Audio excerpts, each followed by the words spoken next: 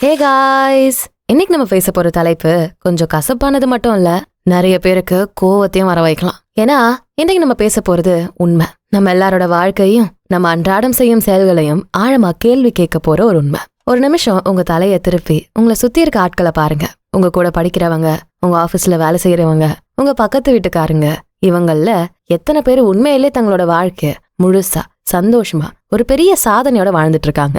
உண்மை என்னன்னா 99% மக்கள் தங்களோட வாழ்க்கை முழுக்க ஒரு சாதாரண நிலைமையில தான் இருக்காங்க. ஒரு எண்ட்லெஸ் லூப்ல மாட்டிக்கிட்டு இருக்காங்க. அந்த லூப் எப்படி இருக்கும் தெரியுமா? காலையில எழுந்திருக்க பிடிக்காம எழுந்திக்கிறது, உடனே போன் எடுத்து ஸ்க்ரால் பண்றது, அவசரமா ஏதாவது சாப்பிட்டு டிராபிக்ல மாட்டி பிடிக்காத ஒரு வேலைக்கு போறது, அங்க பாஸ் திட்டுறது, ஸ்ட்ரெஸ் ஆகுறது, ஈவினிங் ரொம்ப சோர்ந்து போய் வீட்டுக்கு வர்றது. இன்னைக்கு ரொம்ப கஷ்டப்பட்டோம், நமக்கு ரெஸ்ட் தேவைன்னு நினைச்சு சோஃபால உட்காந்து டிவி சீரீஸ் பாக்குறது, ஸ்விக்கில ஆர்டர் போடுறது, அப்புறம் தூங்குறது. திரும்ப அடுத்த நாள் காலையில அதேதான். வீக்கெண்டு வந்தா ஏதாவது மாலுக்கு போறது, வாங்கின கடனை கட்டுறது, அப்புறம் ஒரு நாள் இறந்து போறது. இதான் வாழ்க்கைன்னு பெரும்பாலான மக்கள் நம்பி வாழ்ந்துட்டும் இருக்காங்க. ஆவரேஜ் அப்படின்னு நான் சொல்றது உங்க பேங்க் பேலன்ஸை வச்சிடல மக்களே, நம்ம மனநிலையை வச்சு சொல்றேன். எந்த ஒரு பெரிய லட்சியமும் இல்லாம, எந்த ஒரு புது விஷயத்தையும் கத்துக்காம, தங்களோட திறனை முழுசா பயன்படுத்தாம இப்படியே போய்கிட்டு இருக்கோம்னு நினைக்கிற அந்த மனநிலை தான் ஆவரேஜ். நீங்க இந்த வீடியோவை இப்போ உட்காந்து பாத்துக்கிட்டு இருக்கீங்கன்னா உங்களுக்கு அந்த 99% கூட்டத்துல ஒருத்தரா இருக்க விருப்பம் இல்ல.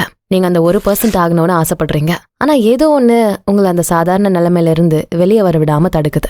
ஏன் மக்கள் இந்த ஆவரேஜ் வாழ்க்கையில இருந்து தப்பிக்க மாட்டாங்க? இத பத்தி தான் இன்னைக்கு நம்ம ஆழமா பார்க்க போறோம். இது வெறும் மோட்டிவேஷன் இல்ல, இது ஒரு அறிவியல் மற்றும் உளவியல் உண்மை. உள்ள போலாமா?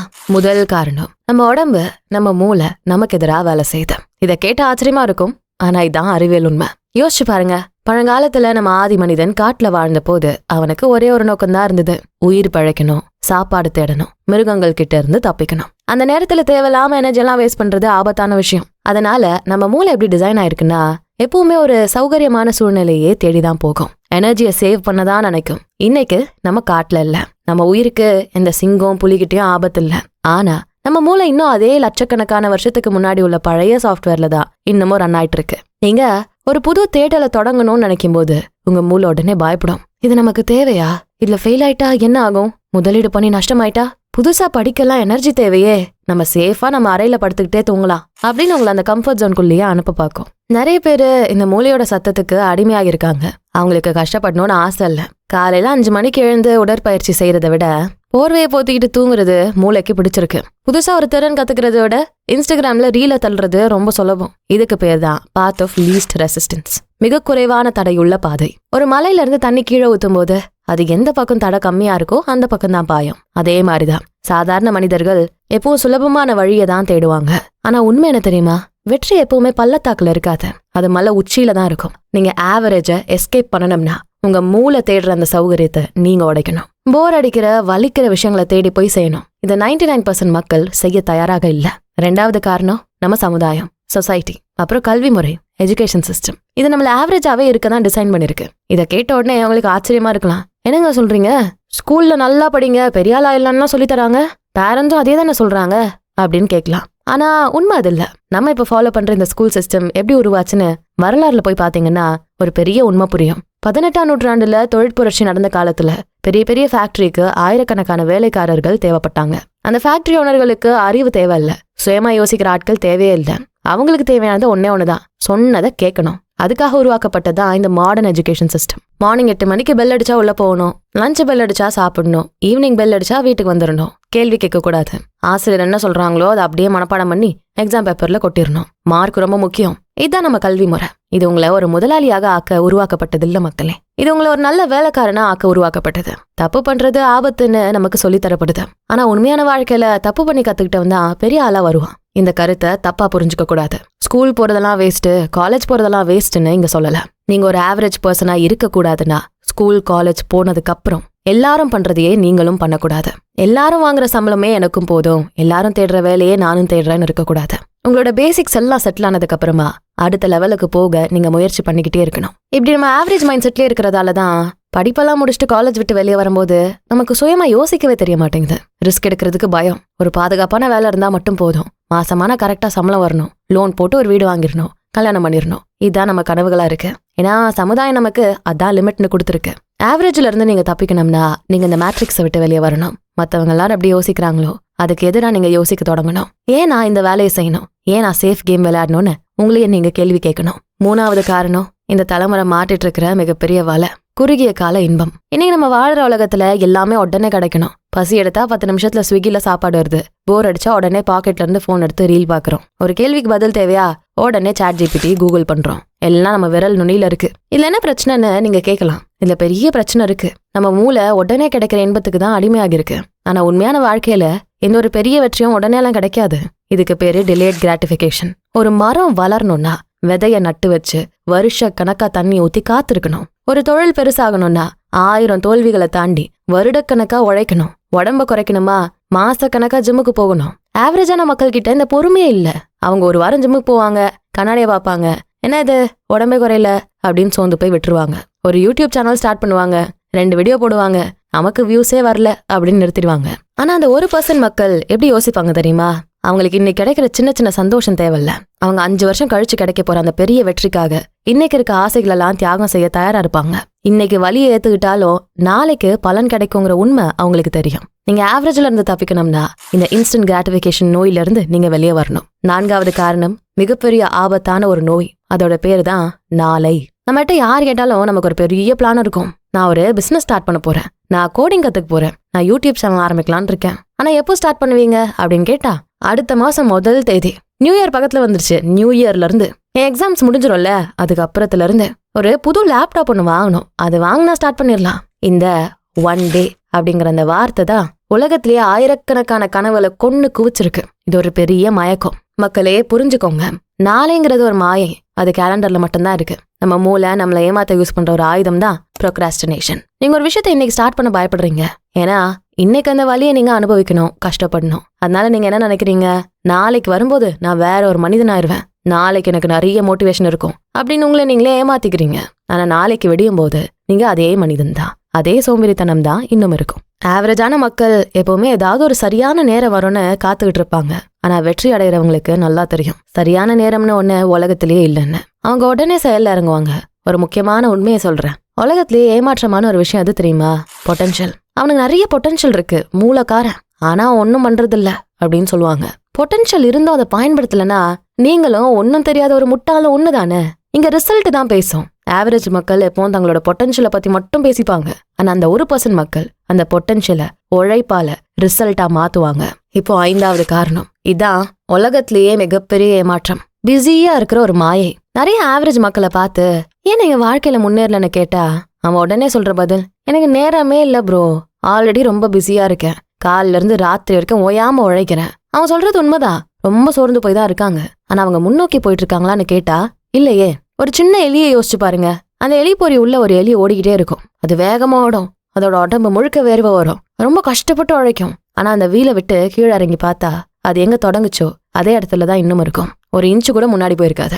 இதான் மக்களே 99% மக்களோட வாழ்க்கை. அவங்க பொய்யான உழைப்பை போட்டுக்கிட்டே இருக்காங்க.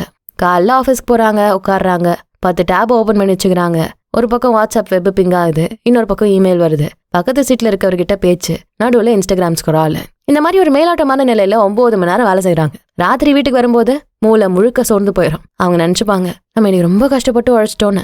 ஆனா உண்மையிலேயே அவங்க எந்த ஒரு பெரிய சாதனையும் செய்யல, தொழில எந்த முன்னேற்றமும் வரல. வெறும் அந்த எலி பொறியில ஓடி ஓடி தங்களோட எனர்ஜியை வேஸ்ட் பண்ணிட்டு வந்திருக்காங்க. இதுக்கு அறிவியல்ல ஷாலோ ஒர்க், மேலோட்டமான செயல்னு பேரு. ஆவரேஜ் மக்கள் எப்பவுமே இந்த மேலோட்டமான செயல்ல தான் தங்களோட வாழ்நாள் முழுக்க செலவழிப்பாங்க. அப்போ இந்த 1% வெற்றியாளர்கள் என்ன பண்றாங்க? அவங்க உழைக்கிறது டீப் ஒர்க், ஆழமான செயல். ஆழமான வேலைன்னா என்ன தெரியுமா? ஒரு அறையில உட்காந்து போனை சுவிட்ச் ஆஃப் பண்ணிட்டு எந்த ஒரு தொந்தரவும் இல்லாம தொடர்ந்து 3-4 மணி நேரம் தங்க லட்சத்துக்காக முழு கவனத்தோட வேலை செய்யறது. அந்த 3 மணி நேரம் ஆழமான வேலை ஆவரேஜ் மக்களோட 1 வார உழைப்புக்கு சமம். நம்ம மூளை எப்பவுமே மேலோட்டமான செயலை தான் விரும்பும். ஏன்னா இமெயிலுக்கு ரிப்ளை பண்றது, மெசேஜ் பண்றது, சின்ன சின்ன டாஸ்க் முடிக்கிறதெல்லாம் ரொம்ப சுலபம். அது நமக்கு உடனே ஒரு சின்ன டோபமைனை கொடுத்துரும். நம்ம 5 இமெயில முடிச்சிட்டோம் அப்படின்னு ஒரு பொய்யான சந்தோஷத்தை கொடுக்கும். ஆனா ஒரு புது சாஃப்ட்வேர் கோட் எழுதுறது, ஒரு பிசினஸ் பிளான் உருவாக்குறது, ஒரு புத்தகம் எழுதுறது, இதெல்லாம் ரொம்ப கஷ்டமானது. இதுக்கு ஆழமான கவனம் தேவை. ஆவரேஜ் மக்கள் இந்த ஆழமான கவனத்துக்கு பயந்துதான் தாங்களே எப்பவும் சின்ன சின்ன வேலைகள்ல பிஸியா வச்சுக்கிறாங்க. நீங்க யோசிச்சு பாருங்க, நீங்க உண்மையிலேயே உங்க கனவுக்காக முன்னாடி போய்கிட்டு இருக்கீங்களா? இல்ல வெறும் ஒரு இடத்துல நின்று ஓடிக்கிட்டு இருக்கிற அந்த எலிய மாதிரி கஷ்டப்பட்டு திரும்பவும் அதே இடத்துலதான் நிக்கிறீங்களா? நீங்க ஆவரேஜ்ல இருந்து எஸ்கேப் ஆகணும்னா முதல்ல இந்த வீல்ல இருந்து கீழே இறங்கணும். நான் பிஸியா இருக்கேன் அப்படிங்கிற அந்த பொய்யான பெருமையை உடைச்சறீங்க. ஒரு நாள்ல 10 மணி நேரம் மேலோட்டமா வேலை பார்க்கறத பண்றதை விட 2 மணி நேரம் ஃபுல் ஃபோக்கஸோட டீப் ஒர்க் பண்ணுங்க. அதான் உங்களை அந்த 1% கொண்டு போகும். அடுத்து 6வது காரணம், மத்தவங்க என்ன நினைப்பாங்க அப்படிங்கிற பயம். அப்புறம் நம்ம சொசைட்டி எப்படி நம்ம மூளையை பிரெயின் வாஷ் பண்ணிருக்கு அப்படிங்கிற உண்மை. ஒரு 2 கதை சொல்றேன். 2ம் நம்ம சூழலை தெளிவா புரிய வைக்கும். முதல் கதை, கட்டி வைக்கப்பட்ட யானை. ஒரு பெரிய யானைய ஒரு சின்ன கயித்துல கட்டி வச்சிருக்காங்க. அந்த யானை மட்டும் நினைச்சா ஒரு நிமிஷத்துல அந்த கயிறை அறுக்க முடியும். ஆனா அது ட்ரையே பண்ணாது. ஏன் தெரியுமா? ஏன்னா அந்த யானை குட்டியா இருக்கும்போதே அதே கயிறால அதை கட்டி வச்சிருப்பாங்க. அப்ப அந்த குட்டி யானை நிறைய வாட்டி ட்ரை பண்ணி அதை அறுக்க முடியாம சோர்ந்து போயிருக்கும். நம்மளால இந்த கயிறை அறுக்கவே முடியாதுன்னு அந்த யானையோட மூளையில பதிஞ்சிரும். அது பெருசானதுக்கு அப்புறமா தன்னோட பலம் தெரியாம அந்த சின்ன கயிறுக்கு அது கட்டப்பட்டிருக்கும். இதுக்கு பேரு லேர்ன்ட் ஹெல்ப்லெஸ்னஸ். ஆவரேஜ் மக்கள் பெரும்பாலும் இப்படிதான் இருக்காங்க. என்னால முடியாது, நான் ஒரு சாதாரண குடும்பத்துல பிறந்தவன்னு நாங்க கனவுகளெல்லாம் சுருக்கிக்கிறாங்க. 2வது கதை, நண்டு கதை. ஒரு வாளியில ஒரே ஒரு நண்டை போட்டா அது எப்படியாவது ஏறி வெளியே வந்துடும். ஆனா அதே வாளியில ஒரு 10 நண்டை போட்டா எந்த நண்டும் வெளியே வர முடியாது. ஏன் தெரியுமா? ஒரு நண்டு வெளியே போய் ஏறும்போது கீழே இருக்க மற்ற நண்டுகள் அதோட காலை பிடிச்சு கீழே இழுத்துரும். இதான் மக்களே நம்ம சமுதாயம். நீங்க ஒரு ஆவரேஜான கூட்டத்துல இருக்கீங்க. திடீர்னு நீங்க, நான் புதுசா ஒரு தொழில் தொடங்க போறேன், நான் பிசினஸ் புக்ஸ் எல்லாம் படிக்க போறேன், நான் ஒரு ஜிம்முக்கு போறேன்னு சொன்னா உங்களை சுத்தி இருக்கவங்க உங்களை ஆதரிக்க மாட்டாங்க. அவங்க உங்களை பார்த்து சிரிப்பாங்க, கிண்டல் பண்ணுவாங்க. இவரு வந்துட்டாரு, இதெல்லாம் நமக்கு செட் ஆகாதுரா, சும்மா வேணானா விடு அப்படின்னு சொல்லுவாங்க. ஏன் அவங்க அப்படி சொல்றாங்க? அவங்களுக்கு உங்க மேல கோவம்லாம் இல்ல, அவங்களுக்கு அவங்க மேலதான் இன்செக்யூரிட்டி. நீங்க வெற்றி அடைஞ்சிட்டீங்கன்னா அவங்க எதுவுமே செய்யாம சோம்பேறியா இருக்காங்க அப்படிங்கிற உண்மை அவங்களுக்கே தெரிஞ்சிடும். அதை மறைக்கதான் உங்களை அவங்க கீழே இழுக்கிறாங்க. மோஸ்ட் பீப்புள் இந்த கிண்டலுக்கு பயந்து, மத்தவங்க என்ன நினைப்பாங்கன்னு பயந்து தங்க கனவுகளை விட்டுட்டு திரும்பவும் அந்த வலைக்குள்ளேயே போய் ஆவரேஜா இருக்க முடிவு பண்ணிடுறாங்க. நீங்க வெளியே வரணும்னா அந்த பயத்தை நீங்க தூக்கி எறியணும். இப்ப நமக்கு பிரச்சனைகள் தெளிவா புரிஞ்சிருச்சு. மூளை ஏமாத்துது, சொசைட்டி நம்மள தடுக்குது, இன்ஸ்டன்ட் கிராட்டிபிகேஷன் நம்மள தள்ளி போட வைக்குது. நம்ம பொய்யான உழைப்ப நம்பி ஏமாந்துகிட்டு இருக்கோம். அப்ப இதுல இருந்து தப்பிக்க வழியே இல்லையா? கண்டிப்பா இருக்கு. இதுக்கு என்ன ஒரு பெரிய வெஸ்டர்ன் பிலாசபியும் தேவையில்ல மக்களே. நம்ம தமிழர் பண்பாட்டுல 1000 வருஷத்துக்கு முன்னாடியே திருவள்ளுவர் இதுக்கு ஒரு தெளிவான தீர்வு சொல்லிட்டு போயிட்டாரு. ஒரு குறள் இருக்கு, அதை கவனிச்சு கேளுங்க.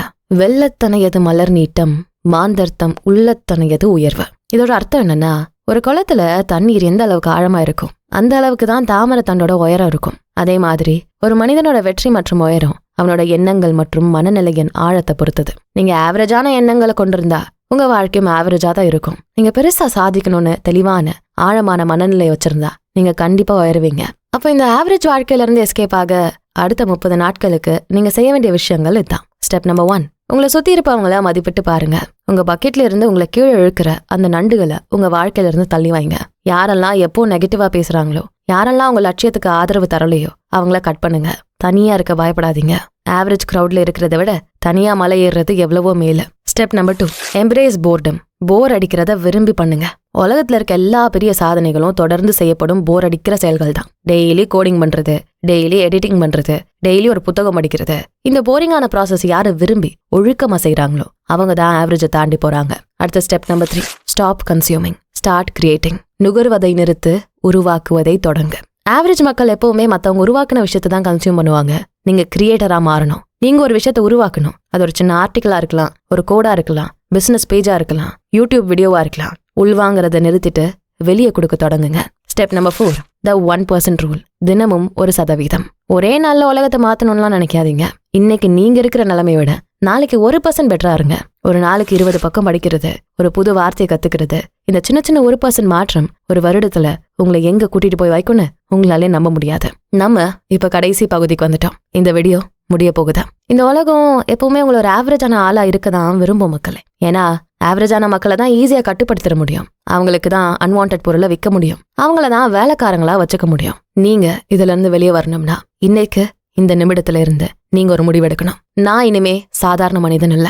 எனக்கு வலித்தாலும் எனக்கு கஷ்டமா இருந்தாலும் மத்தவங்க என்ன பத்தி தப்பா பேசினாலும் நான் இந்த லூப்ல இருந்து கண்டிப்பா வெளியே வருவேன் அப்படிங்கிற அந்த ஆழமான முடிவு. இதுக்கு எந்த யூடியூப் மோட்டிவேஷனும் உங்களுக்கு உதவாது மக்களே. நீங்க தான் உங்களுக்கு உதவணும். உங்க ஒழுக்கம் மற்றும் செயல் தான் உங்களுக்கு உதவும். இன்னைக்கு ராத்திரி நீங்க தூங்க போகும்போது உங்களே ஒரு கேள்வி கேளுங்க. இன்னைக்கு நான் வாழ்ந்த இந்த நாள் என்ன அந்த 1% லட்சியத்துக்கு முன்னாடி கொண்டு போச்சா, இல்ல திரும்பவும் என்ன அந்த 99% ஆவரேஜ் கூட்டத்துக்குள்ள தள்ளி விட்டுச்சா? இந்த கேள்விக்கு பதில் உங்களுக்கு மட்டும்தான் தெரியும். இந்த காணொலி உங்களுக்கு ஒரு புது தெளிவை கொடுத்திருந்தா கீழே கமெண்ட் செக்ஷன்ல மென்ஷன் பண்ணுங்க. இந்த வீடியோ உங்களுக்கு பிடிச்சிருந்தா அதுக்கு ஒரு லைக்கை போட்டுட்டு உங்க ஃப்ரெண்ட்ஸ் அண்ட் ஃபேமிலிக்கு ஷேர் பண்ணுங்க. நம்ம channels beyond the ordinary and body and soul Tamil ரெண்டுத்துக்கும் சப்ஸ்கிரைப் பண்ணிட்டு பெல் ஐக்கானை அழுத்திருங்க. நான் உங்களை அடுத்த வீடியோல பாக்குறேன். நன்றி.